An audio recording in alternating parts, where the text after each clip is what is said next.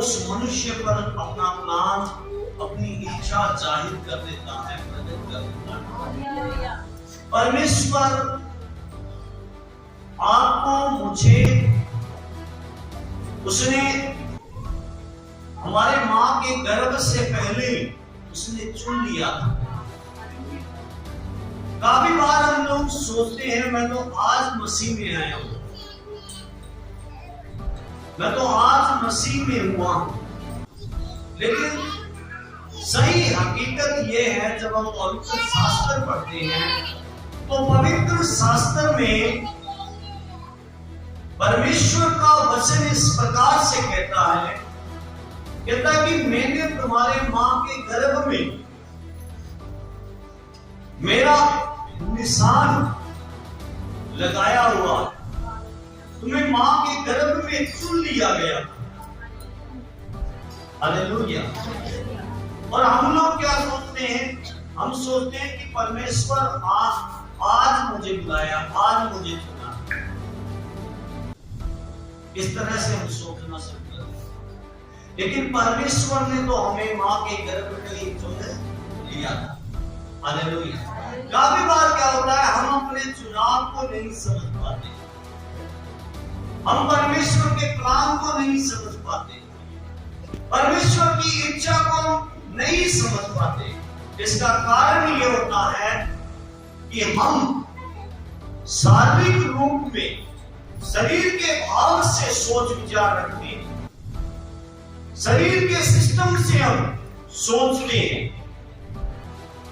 और हम आत्मिक जीवन में कभी आते नहीं। आत्मिक जीवन मतलब प्रार्थना, आराधना, वचन पढ़ना और अपने जीवन को परमेश्वर के लिए समर्पण करना।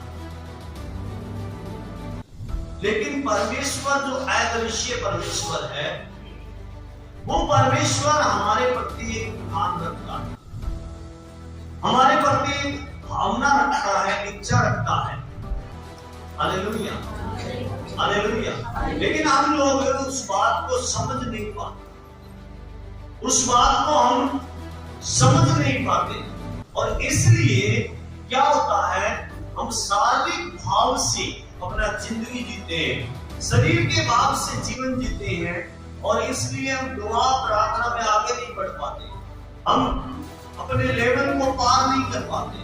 जैसे कि एक बच्चा यदि स्कूल में आया है और वो पहली क्लास में बिठा दिया गया, और जब 5 साल का था तब पहली क्लास में, और वो 25 साल का हो गया तब भी पहली क्लास में, तो उस बच्चे को आप क्या कहेंगे?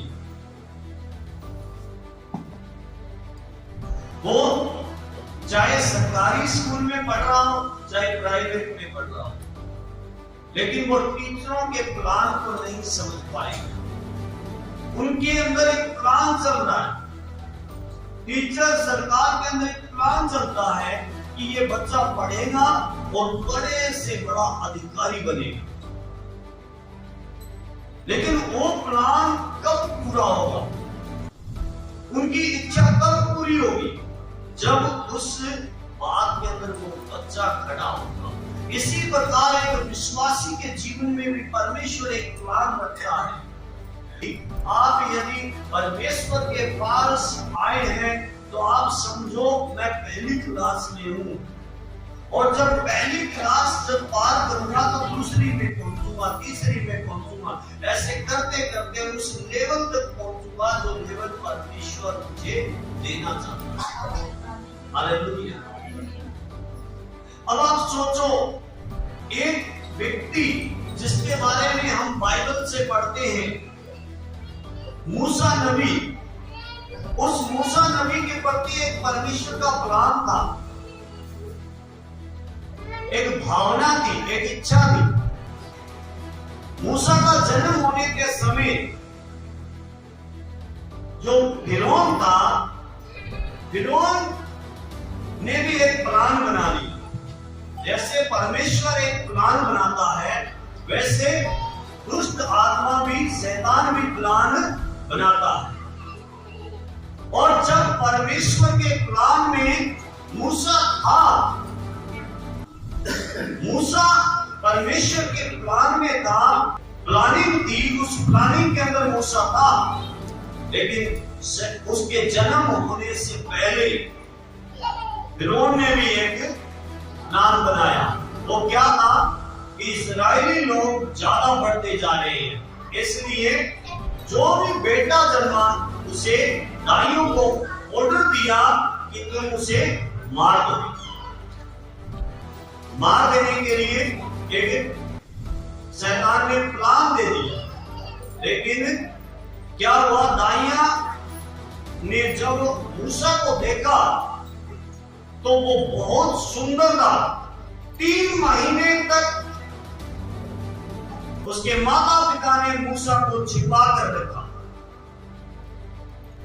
छिपा कर रखने के बाद जब 3 महीने बीत गए, उसके बाद परमेश्वर ने उनके मन में डाला कि तुम इस बच्चे को नहीं बचा सकते।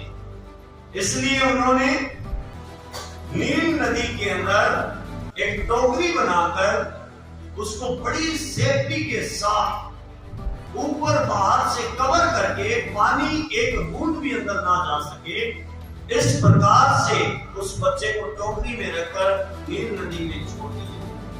और परमेश्वर का प्लान देखिए, जिसको परमेश्वर जीवन देना चाहे, जिसको परमेश्वर बचाना चाहे और जिसको परमेश्वर अपनी योजना में रखना चाहे, उसे चाहे कितनी भी बड़ी परिस्थितियां हो, बड़े हालात बिगड़े हुए हो, लेकिन परमेश्वर के प्लान के अंदर उसे हमेशा परमेश्वर ऊंचा करता है।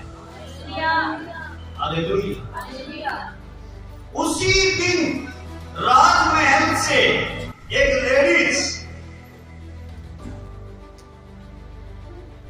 प्लान आता है उसके जीवन में, उसके मन में भावना उठती है कि मैं नील नदी के पास जाऊंगी। जैसे वो गई वैसे वो टोकरी दी और दासियों को बोला वो कौन है दिखाओ। और जैसे ही मूसा को उसने देखा, वो इतना सुंदर बच्चा उसने जिंदगी में पहले कभी नहीं देखा, इसलिए वो कहती है ये बहुत सुंदर है, इसको मैं मेरे राज में नहीं। हालेलुया।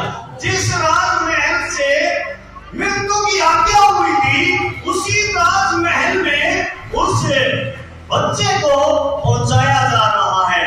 Hallelujah, hallelujah. ये प्लान किसका है? हालेलुया। आपको जो बीमारी, जो समस्या, जो गरीबी, जो भी परेशानी आपको दबाने की कोशिश करे, परमेश्वर आपको उसी के ऊपर जयवंत करके खड़ा कर देगा, जे आप परमेश्वर के प्लान को समझते हैं। हालेलुया। उस व्यक्ति को परमेश्वर ने राजमहल के अंदर रखा, 40 वर्ष तक उसका राजाओं से पालन पोषण करवाया। मूसा को नौकर नहीं, एक राजमहल के अंदर एक राजकुमार की तरह रखा गया। हालेलुया। ये क्यों परमेश्वर उसको लेकर गया राजमहल के अंदर? पता है, परमेश्वर का प्लान था। उसके प्लान को समझते हैं हम, क्या था उसका? समझ में आ रहा? इसका प्लान ये था, मैं 25 लाख लगभग सारी लेडीज बंदे सब लगभग 25 लाख लोगों को एक बंदे की अगुवाई में लेकर चलना है और उसको तैयार करने के लिए इससे अच्छा जगह और कहीं नहीं हो सकता जहां पर युद्ध करना, तलवार करना, भाला चलाना सब कुछ सिखाया जाता। वो कहां था? राजमहल। हालेलुया। और मूसा उन जगह में पहुंचाया गया जहां से एक वफादार परमेश्वर के लिए योद्धा के रूप में हर चीज का उसे पता